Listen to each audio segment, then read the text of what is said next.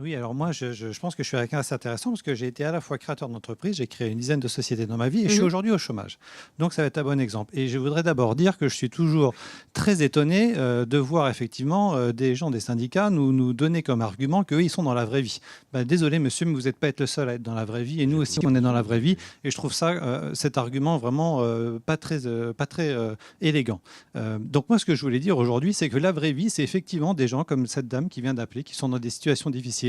Et c'est aussi beaucoup de personnes, et il faut le dire, et j'ai pas honte à le dire, qui profitent du système. C'est une réalité, il y en a, et il y en a plein. Il y a plein de gens aujourd'hui qui sont indemnisés. Moi, je vais être indemnisé 2 ans, je suis cadre, j'ai fait 3 rendez-vous chez Pôle emploi qui ont servi à rien, qui ont duré 10 minutes, personne ne m'embête, et j'en profite très bien, et je le dis. Pourquoi ? Parce qu'aujourd'hui, je suis en train d'essayer de créer une nouvelle entreprise. Personne ne m'a posé de questions, j'aurais pu partir à l'étranger, j'aurais pu faire des vacances, une Edic Tour, hein. Moi, j'ai plein de gens que je connais qui font ça aujourd'hui parce qu'ils peuvent aujourd'hui, c'est très simple, quand chaque mois ils pointent sur Internet. Et vous avez raison d'en profiter, c'est ce qu'on vous offre, le système vous l'offre, vous le prenez. Donc il faut arrêter de dire qu'il y a que des gens qui sont dans des situations difficiles, il y a aussi l'autre cas. Et l'exemple, la comparaison que je voulais faire, c'est celle du jour de carence qui avait été supprimé. Comme par hasard, on supprime un jour de carence et du jour au lendemain, il y a 40% d'absentéisme en moins dans la fonction publique hospitalière qui sont moins malades. Donc il faut arrêter, c'est pas stigmatiser les gens qui touchent des prestations sociales que dire qu'il y a aussi des abus. Et tant qu'on ne fera pas la chasse aux abus et tant qu'on ne mettra pas une contrepartie, moi je pourrais aujourd'hui passer 3 heures, 4 heures à travailler pour la collectivité, toucher mes indemnités de chômage et chercher un boulot en même temps. Donc quand est-ce qu'on va arrêter de simplement dire qu'il n'y a que des situations difficiles ? Il y a les 2 cas. Et la difficulté, c'est de trouver un mode de gestion qui permette de faire en sorte effectivement de créer de l'emploi parce que monsieur a l'air de dire il suffit d'augmenter de 0,8 les charges pour faire... merci venez, en tout cas, payer vos charges. Francis, parce que cette ténacité va être payante pour vous. Moi, j'ai payé 180 000 euros d'URSSAF. J'ai payé 180 000 euros d'URSSAF dans ma dernière boîte qui est aujourd'hui liquidée entre janvier et septembre pour 80 emplois.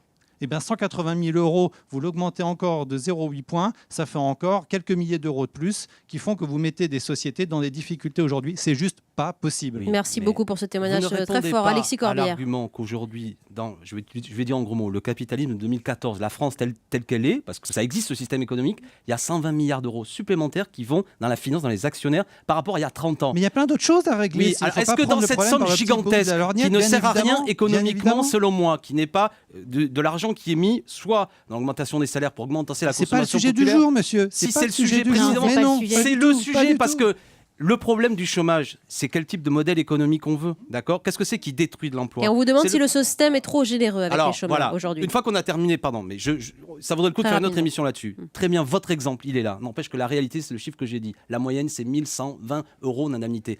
La généralité, c'est pas le cas particulier. Vous n'êtes pas représentatif du problème. Et le débat que j'ai avec madame, qui est un débat digne, ayons-le, madame dit, en période de chômage, moins d'indemnité, il faut que ça dure moins longtemps. Je dis, économiquement, c'est une folie, ça nous coûtera plus cher socialement. Votre exemple, ne répond pas à ma question. Il n'y a pas que la période de chômage. Merci, on va faire une petite pause. Le problème, c'est aussi la dette et le déficit. Vous ne pouvez pas continuer à financer comme ça en empruntant sur les marchés. Le problème, c'est l'avenir du système d'assurance chômage. Je ne vous ai pas dit d'emprunter sur les marchés, je vous ai dit sur cet argent qui est donné aux actionnaires. Allez, on se quitte à l'instant. Calmons-nous et on refroidit les esprits tranquillement. Allez.